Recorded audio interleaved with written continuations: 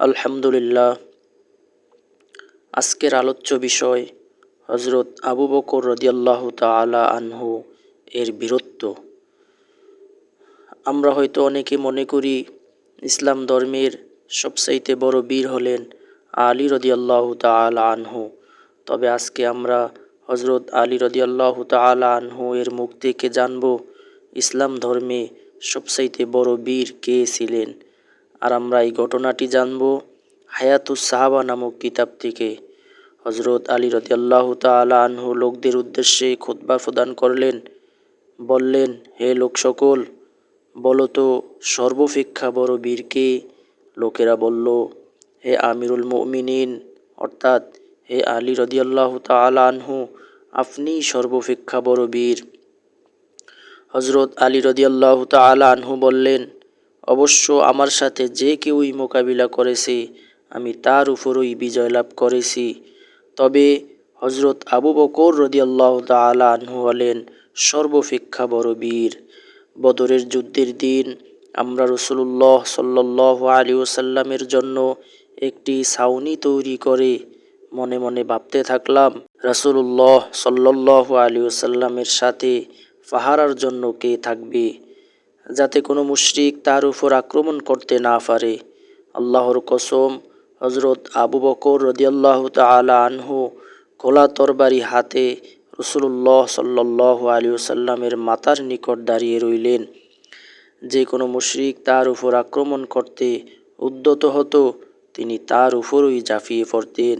ইনি হলেন সর্বাপেক্ষা বড় বীর, অর্থাৎ আবু বকর সিদ্দিক রাদিয়াল্লাহু তাআলা আনহুই হলেন সর্বাপেক্ষা বড় বীর। আল্লাহর কসম, আমি এমনও দেখেছি যে কুরাইশগণ রাসূলুল্লাহ সাল্লাল্লাহু আলাইহি ওয়াসাল্লামকে যখন ঘিরে ধরেছেন, কোন কোন কুরাইশ রাসূল সাল্লাল্লাহু আলাইহি ওয়াসাল্লামের প্রতি রাগ ঝাড়তেছিল, কেউ বা রাসূল সাল্লাল্লাহু আলাইহি ওয়াসাল্লামকে ধরে ঝাঁকুনি দিচ্ছিল, আবার কেউ বলতেছিল যে তুমি কি আমাদের অনেক মাবুদকে পরিবর্তন করে এক আল্লাহর ইবাদত করতে সাব্যস্ত করেছো।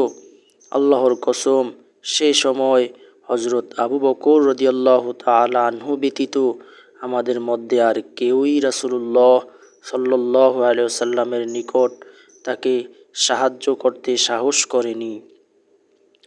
তিনি অগ্রসর হয়ে তাদের একজনকে প্রহার করলেন, অর্থাৎ যারা রাসূলুল্লাহ সাল্লাল্লাহু আলাইহি ওয়াসাল্লামকে ঘিরে ধরতেন, আক্রমণ করতেন, তা দেখে হযরত আবু বকর সিদ্দিক রাদিয়াল্লাহু তাআলা আনহু তাদের দিকে অগ্রসর হয়ে সেই কাফেরদের একজনকে প্রহার করলেন, একজনের সাথে লড়লেন, একজনকে ধরে ঝাঁকুনি দিলেন। আর আবু বকর বলতে লাগলেন, তোমাদের ধ্বংস হোক, তোমরা কি একজন মানুষকে এজন্য হত্যা করতে চাচ্ছ যে তিনি বলেন আল্লাহই আমার পরওয়ারদিগার। এ পর্যন্ত বলে হযরত আলী রাদিয়াল্লাহু তাআলা আনহু দেহের চাদর উঠিয়ে নিলেন এবং এত কাঁদলেন যে তার দাড়ি ভিজে গেল। তারপর তিনি বললেন, আমি তোমাদেরকে আল্লাহর নামে শপথ দিয়ে জিজ্ঞেস করি, ফেরাউনের বংশের সে মুমিন উত্তম, না ইনি অর্থাৎ হযরত আবু বকর রাদিয়াল্লাহু তাআলা আনহু উত্তম? উপস্থিত লোকেরা কোনো জবাব না দিয়ে নীরব রইল। অতঃপর হযরত আলী রাদিয়াল্লাহু তাআলা আনহু বললেন, আল্লাহর কসম, যদি ফেরাউনের বংশের মুমিন দ্বারা জমিন পরিপূর্ণ হয় তবে তাদের সারা জীবনের নেক আমল অপেক্ষা হযরত আবু বকর রাদিয়াল্লাহু তাআলা আনহু এর 1 ঘন্টা অধিক উত্তম। সুবহানাল্লাহ। কারণ ফেরাউনের বংশের উক্ত ব্যক্তি তার ঈমানকে গোপন রেখেছিলেন, আর ইনি অর্থাৎ হযরত আবু বকর সিদ্দিক রাদিয়াল্লাহু তাআলা আনহু তার ঈমানকে প্রকাশ করেছেন। সুতরাং আজকে আমরা হায়াতুস সাহাবা নামক এই কিতাব থেকে জানতে পেরেছি হযরত আলী রাদিয়াল্লাহু তাআলা আনহু এর মুখ থেকে যে আবু বকর রাদিয়াল্লাহু তাআলা আনহুই হলেন ইসলামের সবচেয়ে বড় বীর।